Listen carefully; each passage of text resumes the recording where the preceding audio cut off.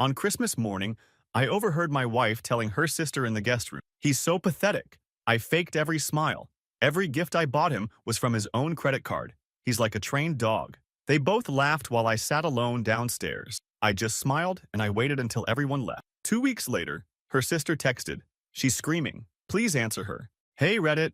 I, 31M, have been married to Alice, 29F, for 5 years. Or I should say was married. Because what happened this Christmas changed everything. It all started 3 weeks ago. December had been pretty normal for us. We'd been decorating the house together, getting a tree, buying presents for family, all that typical holiday stuff. Sure, things between us had been a bit distant lately. Alice had been spending more time with her sister Holly, which didn't bother me. Sisters are close, right? I'd spent weeks planning the perfect Christmas gifts for Alice. Had to juggle our budget pretty carefully, but I managed to set aside enough for some nice jewelry, those wireless earbuds she'd been hinting about, and this fancy skincare set from that Korean brand she follows on Instagram. I was honestly excited to see her face when she opened them. Like a damn fool. Christmas morning rolls around. We had her family staying over, her parents in the downstairs guest room, and Holly in the upstairs one. Everyone was still asleep around 7 a.m. But I was up making coffee, thinking we'd all have breakfast together before opening presents. That's when I heard them, Alice and Holly, talking in the upstairs guest room. I was heading up to ask if they wanted coffee when I heard my name, followed by laughter. I froze on the stairs. The door was cracked just enough that I could hear everything. Theo is so pathetic, Alice was saying. You should see him every Christmas. Gets so excited about his gifts for me, like he's expecting a medal or something. More laughter from Holly. The best part, Alice continued, every gift I buy him is just from his own credit card. He never even checks the statements. He's like a trained dog, so happy with whatever scraps I throw him. I stood there, just processing. What the actual hell? They kept talking, but I can't even remember everything. Something about how she fakes her reaction to his gifts. How she's been doing this for years. How she finds it hilarious that I never notice. Holly asked her why she stays with me. Want to know the answer? His job has good benefits and he handles all the bills. Plus he's so easy to manage. Who else would put up with me like this? I quietly went back downstairs. My hands were shaking so bad I nearly dropped my coffee mug. Had to sit down and just breathe. An hour later, everyone was downstairs opening presents. I watched Alice like I was seeing a stranger. She opened my gifts with these big fake smiles and exaggerated, "Oh my God, babe," reactions that I now realized were completely rehearsed. How had I never seen through this before? When I opened my gifts from her, a new watch, some premium headphones, and this collector's edition of a video game I'd mentioned once, I just smiled and thanked her, knowing full well I had literally paid for all of it myself. Her parents seemed oblivious. Holly kept giving Alice these little smirks whenever I said anything. The whole day felt like I was in some bizarre parallel universe where nothing was as it seemed. After everyone left on the 27th, I did something I should have done years ago. I checked our credit card statement. And holy shit, Reddit, it wasn't just Christmas gifts. For years, Alice had been taking out cash advances on my credit card, buying stuff for herself using our joint account, but telling me it was household expenses, opening store credit cards in both our names that I didn't know about, borrowing from our savings account without telling me I found charges for spa days, expensive lunches with Holly, designer clothes, all while she complained we couldn't afford to renovate the bathroom or take that trip I wanted. The next few days were a blur.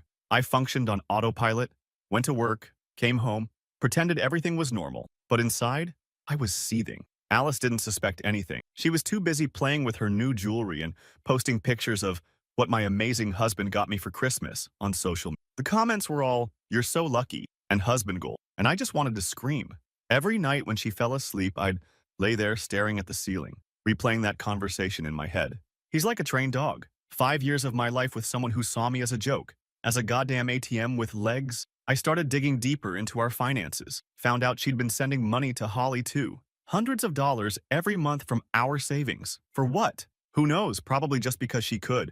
New Year's Eve, we were at a friend's party. Alice got drunk and spent the whole night ignoring me, then demanded I drive her home early because she had a headache. As I watched her immediately perk up once we got home and start texting, probably Holly, something just clicked. I wasn't going to be the punchline anymore. I wasn't going to explode or confront her in some dramatic scene that would just let her paint me as the bad guy. No, I needed to be smarter than that. I opened my laptop that night and started making a list of everything I knew, everything I had access to, everything I needed to do. Alice was passed out from champagne, had no idea that I was planning something that would change both our lives.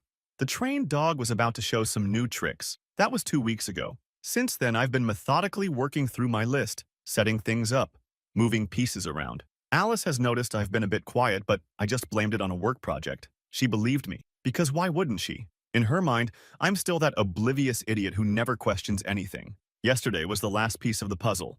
I confirmed something I'd suspected but needed to be sure about. Won't go into details yet, but let's just say Alice and Holly's little game goes deeper than I initially thought. Tomorrow, everything changes. I've taken the day off work. Alice is going to her sister's for the weekend, thinking I'll be here waiting like I always am. Like that trained dog she laughed about. She has no idea what's coming. I've never felt so calm, so focused. It's like all those years of being taken advantage of have crystallized into this perfect clarity. I'm not even angry anymore. I'm just ready. Ready to show Alice and Holly exactly who they've been playing with all this time. Update.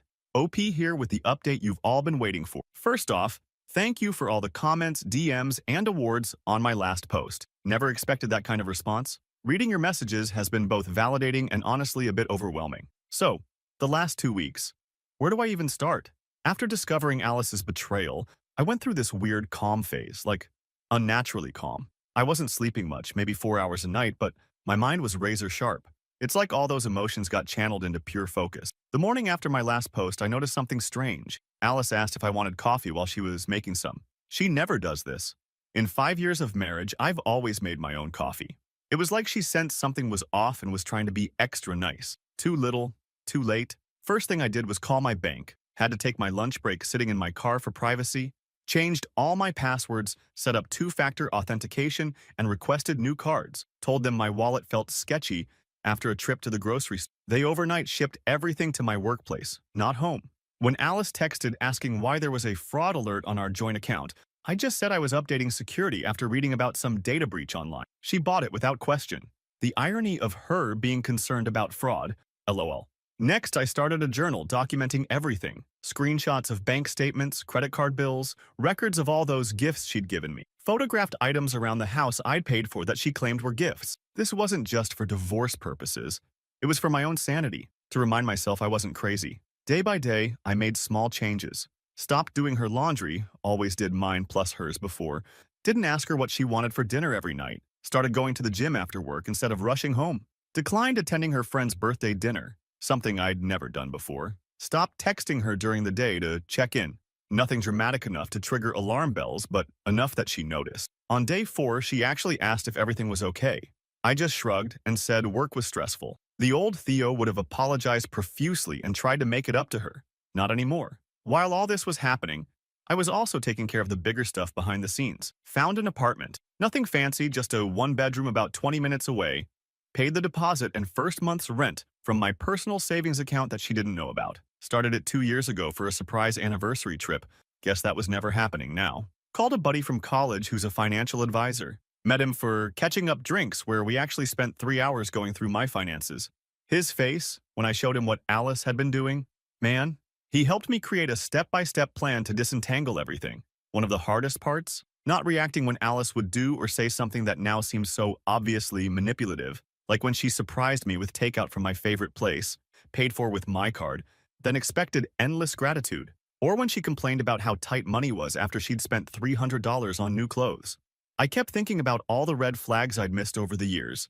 How she'd get irritated whenever I wanted to check our joint account. The way she'd dismiss my budget concerns but always had new stuff. How she gradually isolated me from my friends, especially Jake and Mark. Those girls' trips with Holly that always seemed to cost more than discussed. How she'd make me feel guilty for buying anything for myself. Speaking of friends, I reached out to Jake and Mark for the first time in like 2 years. Alice had always claimed they were bad influences or didn't respect our marriage. Turns out they'd tried to contact me multiple times, but Alice had told them I was too busy. We met up for beers, and it was like no time had passed. I didn't tell them everything yet, but it felt good to reconnect. Around day 8, I noticed Alice texting frantically more than usual. Later that night, I pretended to fall asleep on the couch, but actually saw her slip into the bathroom with her phone. The door wasn't fully closed, and I could hear her talking to Holly in hushed tones. Something's wrong with Theo. He's acting different. What if he knows something? Holly told her she was being paranoid, that I was too clueless to figure anything out. That comment made finalizing my plan so much easier. By day 10, I had opened new bank accounts at a different bank, transferred my direct deposit to the new account, documented all our assets and their approximate values, gathered all my important documents, birth certificate, passport, etc., quietly packed a suitcase with essentials and stored it in my car trunk, consulted with a divorce attorney, recommended by my financial advisor buddy. Alice was definitely sensing something was up. She tried initiating sex twice that week, something that had become pretty rare in our marriage. I made excuses about being tired. The confusion on her face almost made me laugh. The trained dog wasn't performing on command anymore. The Wednesday before everything went down, Holly came over for dinner. I played my role perfectly. The oblivious, slightly distant husband. Made small talk, cleaned up after dinner, then said I needed to finish some work and went upstairs. Instead, I sat at the top of the stairs, the same spot where I'd overheard them on Christmas morning. And wouldn't you know it, they started talking about me again. Alice was genuinely worried, said I was acting weird, distant, not texting her as much, not jumping to do things for her. Holly told her she was overthinking it, that men go through phases, and that Alice had me wrapped around her finger too tightly for anything to change. If only they knew. Friday morning came. The day Alice was leaving for her weekend at Holly's. I acted normal, helped her load her overnight bag into her car, kissed her goodbye.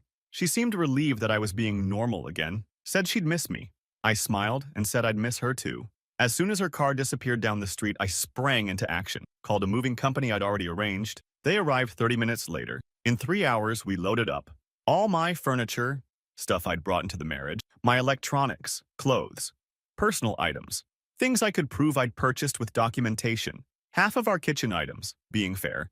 I left all her clothes, her vanity, her desk, her bookshelves, anything that was clearly hers or that we'd bought together, and I couldn't prove I'd paid for solo. By mid-afternoon, the apartment was set up with my essentials. Not comfortable, but functional. The movers were awesome, didn't ask questions when I tipped them well. Next, I went to the bank and withdrawn exactly half of our joint savings account. Not a penny more, even though she'd been stealing from it for years. Wanted to be 100% legally clean. Back at the house, I set up the final touch. On the dining room table, I laid out copies of all credit card statements showing her purchases of my gifts, screenshots of the cash withdrawals she'd made, printouts of the Christmas gifts I'd actually bought her with receipts, a file of money she'd sent to Holly from our joint account, the audio recording of them talking about me being a trained dog. Yes, I went back and recorded their latest conversation, totally legal in my state. On top of all this, divorce papers from my lawyer. Next to this stack of evidence, I left my house key and wedding ring. Then I blocked her number on my phone, but not before sending one final text. The trained dog learned some new tricks. Enjoy your weekend with Holly. I did keep my phone unblocked for any other numbers, just in case of emergency. I'm not a monster. Then I went to my new apartment, ordered a pizza, cracked open a beer, and waited. Around 8 p.m., my phone exploded with notifications. Alice had clearly come home early and found everything. Text after text from unknown numbers. Her using friends' phones after realizing I'd blocked her. Voicemail, emails, social media messages. I didn't respond to any of them, just sat there, feeling this weight lift off my shoulders with each ignored message. For the first time in years, I felt like I could breathe properly. Then this morning around 10 a.m., it happened. The text from Holly. She's screaming. Please answer her. I smiled, took a screenshot, and went back to assembling my new desk. To be continued. Final update. Final update time Reddit. Been a wild ride these past few weeks, and I owe you all the conclusion to this saga.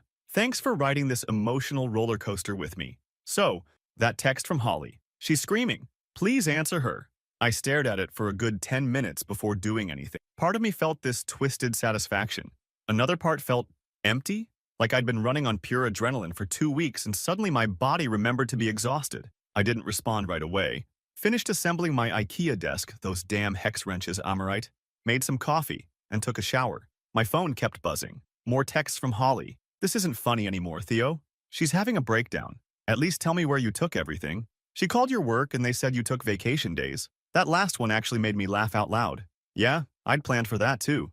Had 5 vacation days saved up that Alice didn't know about. Wasn't about to be at work dealing with this fallout. Around noon, I finally decided to reply to Holly. Just one message. You both laughed at me on Christmas morning, called me a trained dog. How's it feel to be on the other side? She responded instantly, said it was just girl talk, that I was taking it out of context, that Alice really loves me. Then in the next breath called me an asshole for abandoning my wife. The cognitive dissonance was honestly impressive. I blocked her number too. By evening, the messages had spread to email, social media, even LinkedIn LOL. Alice had gone full nuclear, posted a status about how her husband had disappeared and taken everything, conveniently leaving out why. Her friends were commenting with the predictable, OMG, are you okay? And what a monster responses. Meanwhile, my friends Jake and Mark were texting me supportive messages. They'd apparently gotten hostile messages from Alice demanding to know where I was. They didn't know, of course, but wouldn't have told her anyway. That night was weird. First night alone in the new place. Air mattress. Real bed was being delivered next day. Takeout containers.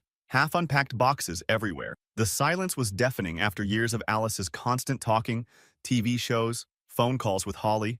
I actually had to put on a podcast just to have some background noise. Slept like garbage. Woke up at 3 a.m. with this pit in my stomach. Not regret exactly, more like the reality of what was happening finally hitting me. 5 years of marriage over, starting completely over at 31. All those plans we'd made, the house renovations, maybe kids someday, those trip ideas, all gone. For like 30 minutes. I almost texted her. Almost. Then, I remembered the Christmas morning conversation. Remembered the bank statements. Remembered being called a trained dog. The pit in my stomach hardened into resolve. Day 2 post-escape, the texts from unknown numbers increased. Alice's parents now. Her dad's message was actually decent. Said he didn't know what happened, but hoped we could talk it through. Her mom's was less nice. Called me every name in the book. I didn't respond to either. Then, the mutual friends started reaching out. Most had clearly heard Alice's side only. A few asked for mine. I kept my responses simple. There are 2 sides to every story. I'll share mine when I'm ready. Meanwhile, I was settling into my new routine. Set up my gaming PC. Ordered groceries delivered, didn't want to risk running into Alice at our usual store. Started looking into gym memberships near the new place. Normal life stuff that felt strangely liberating. Day 3, I finally decided to check my email. Found a message from Alice timestamped 3:42 a.m. I know I messed up. Whatever you heard or think you heard, we can work through this.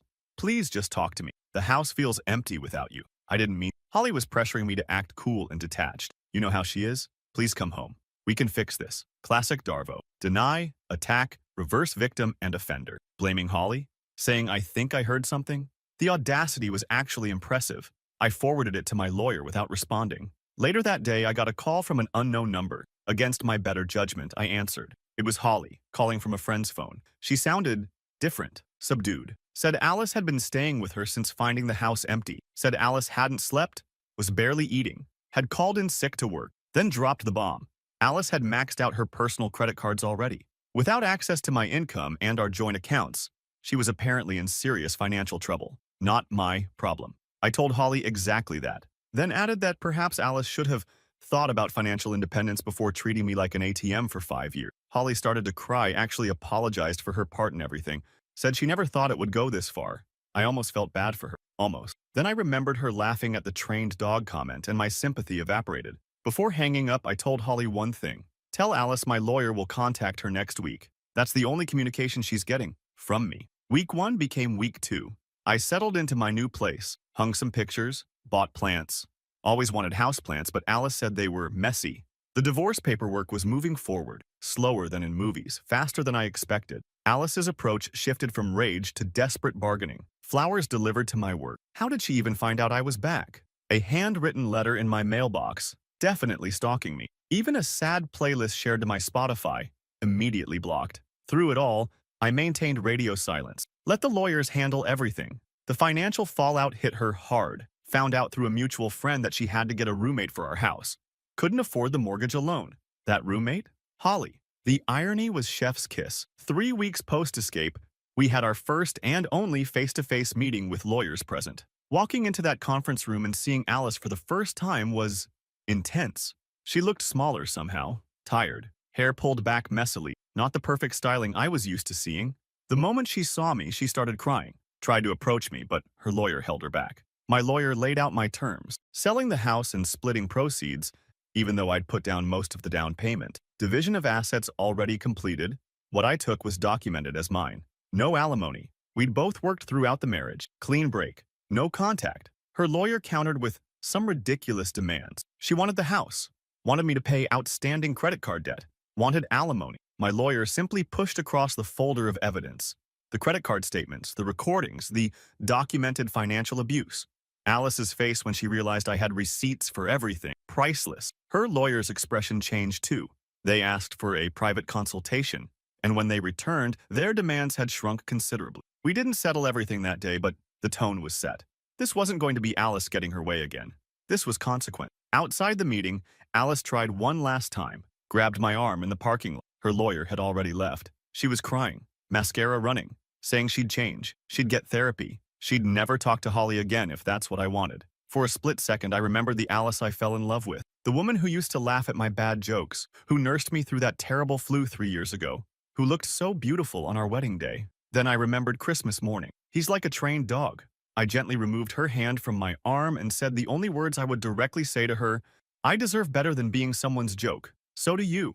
Then I walked away. The divorce finalized 3 months later. Faster than average, my lawyer said, because we had no kids. And Alice ultimately didn't contest much once she saw the evidence. We sold the house, split the proceeds, divided the remaining assets, signed the papers, just like that. 5 years of marriage reduced to signatures and legal terminology. It's been 6 months now since that Christmas morning. Spring has turned to summer. My apartment feels like home now. I've reconnected with old friends, made some new ones, started taking a cooking class, something Alice always said I'd be terrible at. Turns out I'm not half bad. Alice?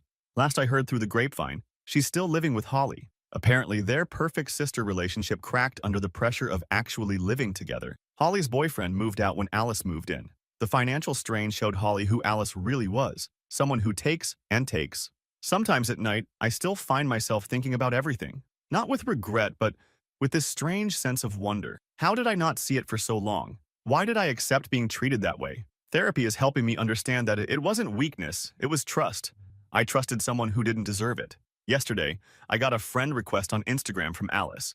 I declined it without a second thought. 10 minutes later, a text from an unknown number. I miss you. I'm sorry, I've changed. I didn't respond. No need to.